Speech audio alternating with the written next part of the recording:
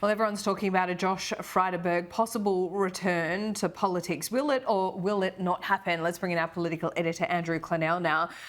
Talking to Josh Frydenberg, it's not exactly a straight answer, Andrew. It's not a yes, but certainly not a no either.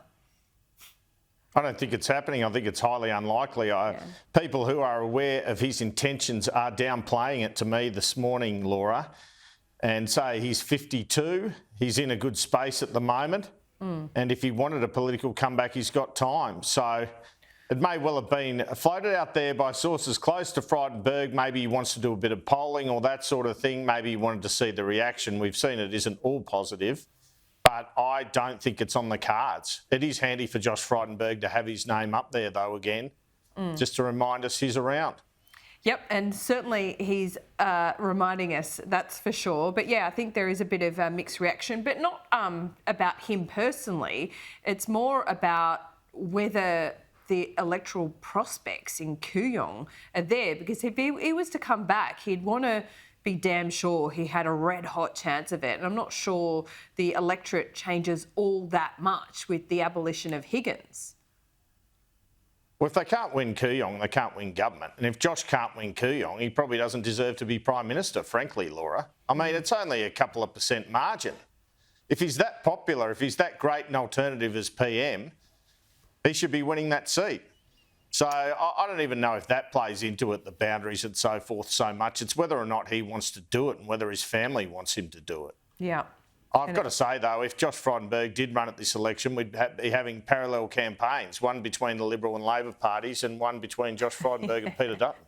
Yeah. And I'm not sure that would be all that helpful, but who knows? No, I don't think it would. One that will keep a very close eye. Josh Frydenberg's biggest chance to be PM was to retain the seat of Kooyong at the last election, let's face it. Yep, I don't disagree. And that's the first job in politics. Laura, that's the first job in politics, to keep your own seat. Yep.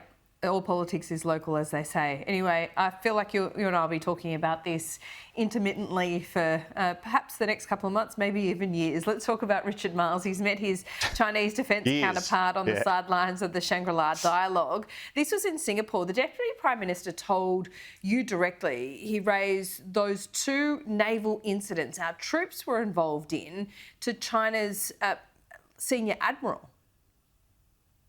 Yes, but he also indicated there were other incidents, not as serious, so they haven't been made public, which I thought was pretty interesting. Now, he wouldn't say what the Chinese Defence Minister Dong Jun said in response, but I got enough of a hint from him to suggest the Chinese Defence Minister said, well, you were at fault, we're not at fault, but I guess we could expect that anyway. So I even asked him, is there any point to this? He still thinks there is a point to this dialogue, but interesting here to indicate there have been other tense incidents that haven't been made public, in my opinion, from his words.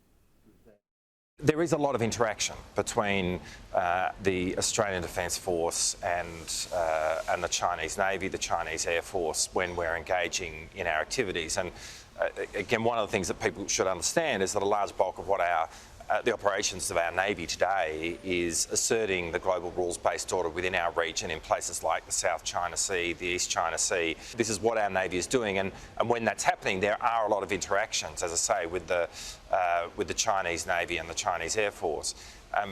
We look at each interaction, and where we speak publicly is where we deem an interaction to be both unsafe and unprofessional, and that's what occurred in these two. And when that occurs, we speak about it. Do you think it has any impact, though, this sort of conversation with the Defence Minister, or China just says, oh, well, you're wrong, you know? It's difficult for me to answer that question because ultimately, you know, others will be the judge of it. I mean, the one thing I know is that we have to speak with our voice and we have to speak to Australia's national interest.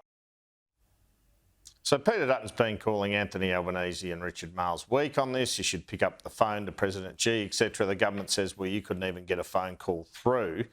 And Richard Marles came back at that Dutton criticism. Peter Dutton says you're weak, you know, he says the PM's weak. He says you should be ringing up President Xi. He presumably thinks you should be shirt-fronting the Defence Minister. What do you say to that? It's not what adults do. It certainly was not in Australia's interest in any respect. I mean, like, if you take a look at the way in which they engaged, which was essentially to stand up and shout at the world, I mean, the result of that was to not, to be frank, treat China with respect. So when we hear Peter Dutton saying, you know, you should be picking up the phone, there was no phone when the Liberals were in power. I mean, they had absolutely no ability to communicate with China at all about anything, even in respect of giving a difficult message. You know, the fact that we have a relationship now not only allows us to cooperate, but it does allow us to be able to say difficult things.